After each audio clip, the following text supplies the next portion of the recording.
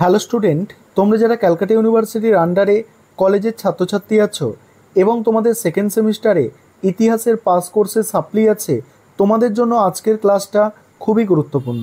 আজকের ক্লাসে তোমাদের 100% কমনযোগ্য সাপ্লির সাজেশান নিয়ে আলোচনা করব। তাহলে তোমরা সম্পূর্ণ সাজেশানটা দেখে নাও। প্রথমে দেখো 10 নম্বরের জন্য তোমাদের যে প্রশ্নগুলো তৈরি করতে হবে। প্রথম প্রশ্ন, আদি মধ্যযুগে ভারতে পাল, গুর্জর, প্রতিহর এবং রাষ্ট্রকূট শক্তির মধ্যে সংগঠিত দ্বিপাক্ষিক সংঘর্ষ সম্পর্কে আলোচনা করো। প্রশ্নটা ঘুরিয়ে আসতে পারে, ত্রিশক্তির সংগ্রাম সম্পর্কে আলোচনা করো। দ্বিতীয় প্রশ্ন আছে, আদি মধ্যযুগে ভারতে শিক্ষার বিকাশে নালন্দা বিশ্ববিদ্যালয়ের ভূমিকা পর্যালোচনা করো। 3 নম্বর প্রশ্ন, গুপ্ত সাম্রাজ্যের পতনের জন্য দায়ী কারণগুলি কী ছিল? 4 নম্বর প্রশ্ন আছে, কৈবর্ত বিদ্রোহ সম্পর্কে সংক্ষেপে আলোচনা করো। 5 নম্বর প্রশ্ন, চোলদের সামুদ্রিক কার্যকলাপ বর্ণনা করো।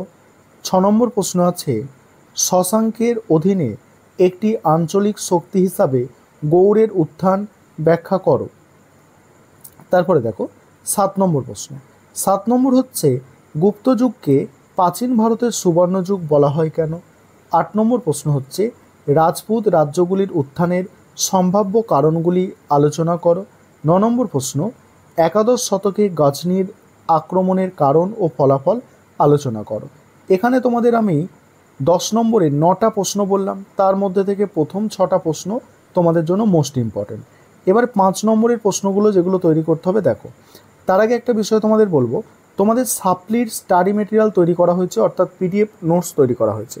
তোমরা যদি কেউ পারচেস করতে চাও সেক্ষেত্রে এই নম্বরে যোগাযোগ করতে পারো। নম্বরটা আমি লিখছি দেখো, 919300525218। এই নম্বরে তোমরা যোগাযোগ করে স্টাডি মেটেরিয়াল পারচেস করতে পারো। দেখো তারপরে 5 নম্বরের জন্য যে প্রশ্নগুলো তোমাদের তৈরি করতে হবে। দেখো, বৈজ্ঞানিক কৃতিত্ব সম্পর্কে আলোচনা করো। তারপর দ্বিতীয় প্রশ্ন, বাকাটকদের ওপর একটি টিকা লেখো।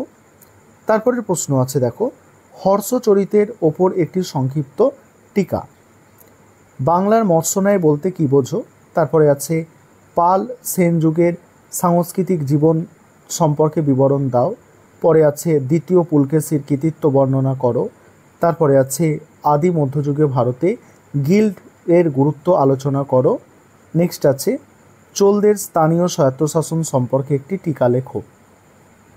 তারপরে দেখো, গুপ্ত শাসন প্রতিষ্ঠার প্রাক্কালে উত্তর ভারতের রাজনৈতিক অবস্থা সংক্ষেপে লিপিবদ্ধ করো।